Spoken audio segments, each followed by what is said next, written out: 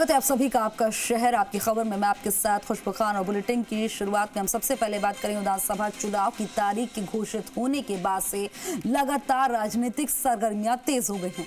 भाजपा ने सबसे पहले 41 उम्मीदवारों की लिस्ट जारी करके राजनीतिक चर्चाओं को जहां तेज कर दिया था, तो वहीं भाजपा की दूसरी और कांग्रेस की पहली लिस्ट सामने आने के बाद भीलवाड़ा की 7 में से 6 विधानसभा सीटों की स्थिति साफ हो गई और भीलवाड़ा, मांडलगढ़, आसिंद, जहाजपुर सीटों पर भाजपा ने अपने उम्मीदवार रिपीट कर दिए। इस पर एक रिपोर्ट आपको दिखाएंगे। बीजेपी की पहली सूची आने के बाद जहां कुछ सीटों पर चेहरे बदले जाने की चर्चा चल रही थी, लेकिन इस लिस्ट के बाद वहां चर्चा खत्म हो गई। बीजेपी ने भीलवाड़ा विधानसभा सीट से विट्ठल शंकर अवस्थी को चौथी बार, आसीन से जब्बर सिंह को दूसरी बार, मांडलगढ़ से गोपाल खंडेलवाल, जहाजपुर से गोपीचंद मीणा को दूसरी बार मैदान में उतारा है। वहीं कांग्रेस ने सिर्फ एक सीट मांडलगढ़ पर विवेक धाकड़ को उम्मीदवार घोषित किया है। भीलवाड़ा विधानसभा को बीजेपी की परंपरागत सीट के रूप में जाना जाता है। 1977 से अब तक 10 विधानसभा चुनाव में सिर्फ 2 बार ही इस सीट पर कांग्रेस का कब्जा रहा। 1985 में परमवीर सिंह और 1998 में देवेंद्र सिंह कांग्रेस से जीते थे। 2008 से बीजेपी सीट पर विट्ठल शंकर अवस्थी को मैदान में उतार रही है और वो लगातार जीत हासिल कर रहे हैं। भीलवाड़ा विधानसभा सीट में कुल मतदाताओं की संख्या 2,77,602 है, जिनमें 1,42,081 पुरुष वोटर और 1,35,521 महिला वोटर हैं। वही बात अगर 2018 विधानसभा चुनाव की करें तो इस चुनाव में बीजेपी की तरफ से विट्ठल शंकर अवस्थी, कांग्रेस की तरफ से अनिल कुमार डांगी और इस चुनाव में अहम किरदार निभाने वाले निर्दलीय उम्मीदवार ओम प्रकाश नारायणीवाला मैदान में थे।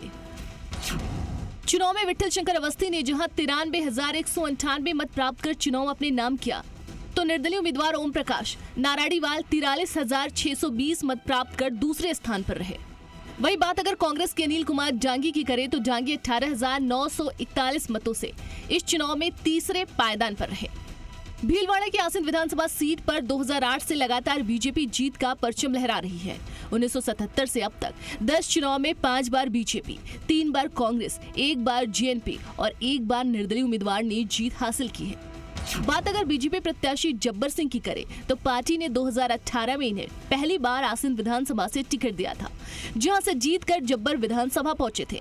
वहीं बीजेपी एक बार फिर जब्बर पर भरोसा जताते हुए उन्हें एक बार फिर इसी सीट से मौका दे रही है। आसिंद विधानसभा सीट में कुल मतदाताओं की संख्या 2,95,759 है, जिनमें 1,48,680 पुरुष मतदाता और 1,47,079 महिला मतदाता है। वही बात अगर 2018 विधानसभा चुनाव की करें तो इस चुनाव में बीजेपी की तरफ से जब्बर सिंह, कांग्रेस की तरफ से मनीष मेवाड़ा और आरएलपी की तरफ से मनसुख गुर्जर मैदान में थे। चुनाव में जब्बर सिंह ने जहां 70,249 मत प्राप्त कर चुनाव अपने नाम किया, तो कांग्रेस प्रत्याशी मनीष मेवाड़ा 70,095 मत प्राप्त कर दूसरे स्थान पर रहे। वही बात अगर आरएलपी के मनसुख गुर्जर की करे तो गुर्जर 42,070 मतों के साथ इस चुनाव में तीसरे पायदान पर थे। जहाजपुर सीट पर हुए पिछले 10 चुनाव में 5 बार कांग्रेस, 3 बार बीजेपी, 1 बार जेएनपी और 1 बार जेडी ने जीत हासिल की है। इस सीट पर बीजेपी ने गोपीचंद मीणा को दूसरी बार टिकट दिया है।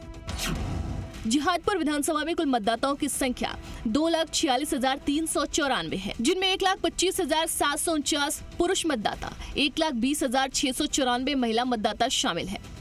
वही बात अगर पिछले चुनाव की करें तो इस चुनाव में बीजेपी की गोपीचंद मीणा 94,970 मत प्राप्त कर जहां पहले स्थान पर रहे, तो वहीं कांग्रेस की धीरज गुर्जर 81,717 मतों के साथ दूसरे स्थान पर थे। मांडलगढ़ विधानसभा सीट पर 1977 से हुए चुनाव में 6 बार कांग्रेस, 3 बार बीजेपी और 1 बार जेएनपी ने जीत हासिल की है। यह सबसे ज्यादा 4 बार विधायक कांग्रेस के शिवचरण माथुर रहे हैं। यहाँ कांग्रेस पिछले 2 चुनाव से विवेक धाकड़ को मैदान में उतार रही है, जिन्हें हार का सामना करना पड़ रहा है। बावजूद इसके कांग्रेस ने एक बार फिर इस सीट पर विवेक धाकड़ को जहां चुनावी मैदान में उतारा है, तो वहीं बीजेपी ने अपनी जिताऊ उम्मीदवार गोपाल खंडेलवाल को इस सीट से दूसरी बार उतारा है।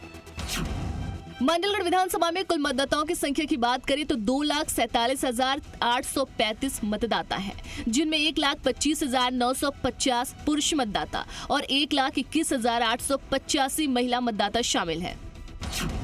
वही बात अगर पिछले चुनाव की करें तो मांडलगढ़ सीट से बीजेपी के गोपाल खंडेलवाल 68,481 मत प्राप्त कर जहां पहले स्थान पर थे, तो कांग्रेस के विवेक धाकड़ 58,148 मतों के साथ दूसरे स्थान पर थे। वही निर्दलीय उम्मीदवार गोपाल मालवी 42,163 वोट के साथ तीसरे स्थान पर रहे।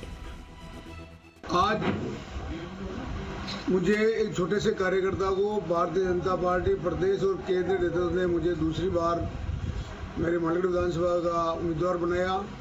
मैं हमारे प्रदेश और केंद्रीय नेतृत्व का बहुत धन्यवाद, आभार कि मेरे जैसे एक छोटे से कार्यकर्ता को आज दूसरी बार टिकट दिया है।